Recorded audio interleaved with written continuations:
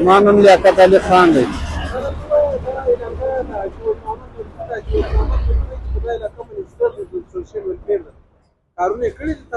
بالکل یو کار نه دی راته کړی، یو کار یې دا راته وکړي، دا روډ یې را جوړ کړي، دې سمټ ډېر تنګ را زاړه موږ خوشحال وو. دلته خو دا ټکسران سیم فاضابي و، ډېر سپیډ تېرېږي، موټرسایکلان دي، جمپ نشته. دا خو د علاقې روډونه دي، دا خو کلی دی، ښار نه دی، دا خو ګله دنیا دلته کورونه دي، بیخي ډېر دي.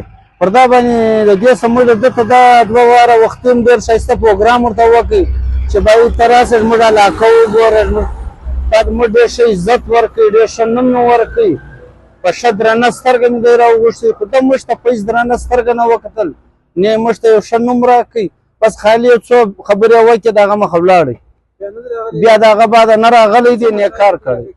په علاقه کې د اوبو مسایل دی، د نالیانو مسایل دی، نور صفایي خو بالکل نشته. صفایي د خوا مو ډېر بیخي دا ګلیان چې ووینې بیخي 5-6 ګلۍ دي، دونه دیم نه، لیکن صفایي یې داسې بالکل صفایي یې نشته، خلک ډېر په عذاب دي.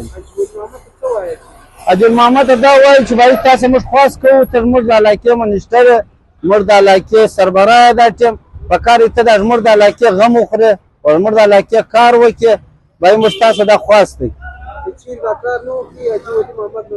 باید دا خو وخت دی تېرېږي، پښتونخوا باندې تېره شوه، بیا پر سال پاته شولو چې اخر کې بیا خپله کور سټېلا بیلوئ.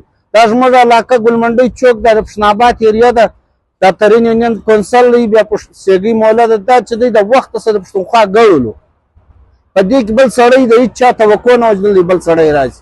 پښتونخوا داسې کار وکړي چې د پښتونخوا نوم نښانه دا ځای ورک. نن ولي نورزی په ازاد امیدوار رالی، چا راوستی د هغه علاقې راوستی، دی به موږ ته خدمت راکړي. د دا خدمت دپاره د علاقې به سره تعاون وکړي. اوس نن دی د هغه علاقې ته هغه طرفه ته دغه نه ګوري. موږ خواست ورته کوو چې نن هم ته راشې، ساره برته 5 کاله دې تېر به شي، د علاقه د 300 کسانو وخوړې، ته به هم وخورې. دنیا پیسې پر د علاقه خوړلې دي، ډاکټر کلیم الله وخوړې، نواب ایاز وخوړې، را بل وخوړې.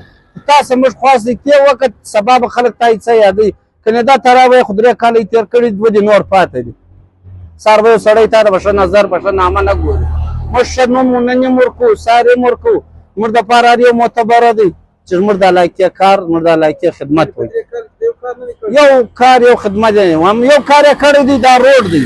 دا روډ کې ده داسې زموږ دپاره ازاد جوړ کړي. دا ته وینې ته داسې پر دا روډ ګوره چې یو موټرسایکل تېرېږي او ټکټر تېرېږي، په جاز پکې دی. زموږ د علاقې ډېر پسمانده یې که وختي پر بیا و، بیا هم کم از کم نواب ایاز زموږ علاقې ته 2-3 برمې راکړې، بیا هم مطلب اتره کار یې نه وکړي چې کم خپل هغه وشي. اوس دوی خالي خپل نامه یا خپل کور به څنګه څه کارونه کې کړي هغه مو نه وي په خبر، لیکن زموږ علاقې ته هېڅ دغه نه وکړي. زموږ علاقې ته ښه ووټ هم ورکوي، نوم یې هم ورکوي، بیا د هغه بعده موږ ښه ده ته پارټۍ ورکړي، لیکن دی کار نه کوي. والسلام.